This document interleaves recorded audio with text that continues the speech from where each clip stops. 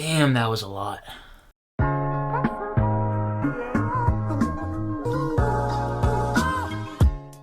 Knock at the Cabin is the newest movie from writer-director M. Night Shyamalan, and it stars Dave Bautista, Rupert Grint, Ben Aldridge, and Jonathan Groff. While vacationing, a girl and her parents are taken hostage by armed strangers who demand that the family make a choice to avert the apocalypse. Now, I was very much so looking forward to this movie. This movie even managed to crack my top 10 list for most anticipated movies of the year, and I'm not the biggest M. Night Shyamalan guy. Don't get me wrong, I am a fan of his movies like Signs and The Sixth Sense, but my favorite is probably Split. But what really drew me to this movie was the concept and the trailer. I saw both of those things and I was immediately sold, and luckily enough, this movie totally delivered for me. It was an excellent thriller. But before I get more into my in-depth thoughts on this movie, make sure to hit that like and subscribe button if you enjoy the rest of this video, and comment down below what are your thoughts or expectations for Knock at the Cabin. But let's keep talking about it. Now, Shyamalan has had an interesting track record for his movies. Some of his are very divisive, some of them are big crowd pleasers, and some of them are just straight up stinkers. And there's always been that question of when Shyamalan will be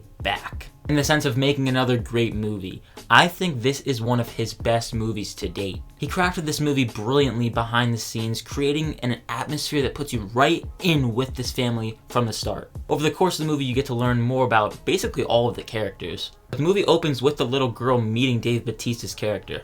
Speaking of these actors, the performances across the board are top notch. Some of these actors are delivering some of their best work yet. There's no particular standout for me because all of them were so good, and their characters are well rounded. Like I said, you get to know all of these characters. The main family you obviously spend the most time with. I was honestly a bit worried that the four main bad guys that show up to this cabin weren't going to get as fleshed out as the main family. Luckily they do. You are put right in their position.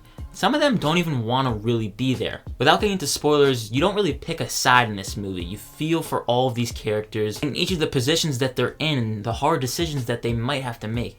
It is incredibly intense from start to finish. I was gripping my seat whilst watching this movie, which is very rare for me. I also didn't even really check the time all that much. I was locked into this movie from the start, really. And like I mentioned, it being an immersive experience, I think part of that is due to Shyamalan's direction. There are a lot of surprisingly memorable shots in this movie that are gonna stick with me for a little bit. The sound design is brilliant. I felt like I was in this cabin. I could hear the floors creaking as characters would walk around. This is a cabin just plopped in the middle of nature, so you hear the trees and you hear the birds chirping. This is by no means an uplifter. By the end of it, I was pretty shook up. I am not familiar with the book. I don't know the ins and outs of that book. I don't even know really how it ends. But again, without getting into spoilers, how this movie ends, I was not really expecting. The movie also does a great job at continuously making you second guess who you really believe, what's really going on, what the outcome is going to be. I was continuously going back and forth. Do I believe the main family? Do I believe these people that are capturing this family?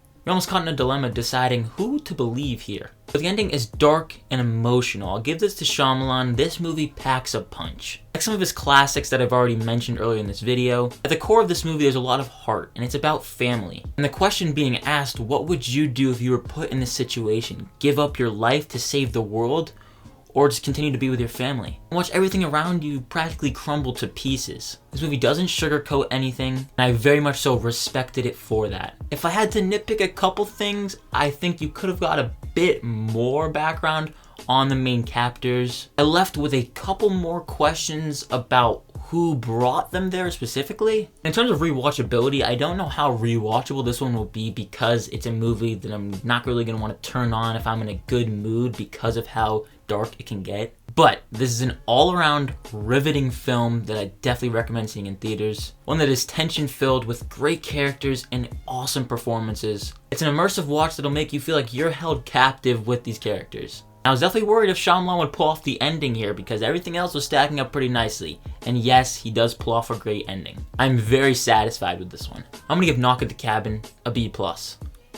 I'm so happy that I walked out of this movie satisfied, and I hope you guys did as well. Make sure to let me know down below in the comment section. I want to know, what did you think of this movie? Thank you so much for watching this review, and also if you did enjoy, again, make sure to hit that like and subscribe button, as well as that notification bell so you don't miss any further videos. And as always, look forward to more videos and reviews coming soon. My name is Ben, people call me Meter, and I'll see you guys in the next one.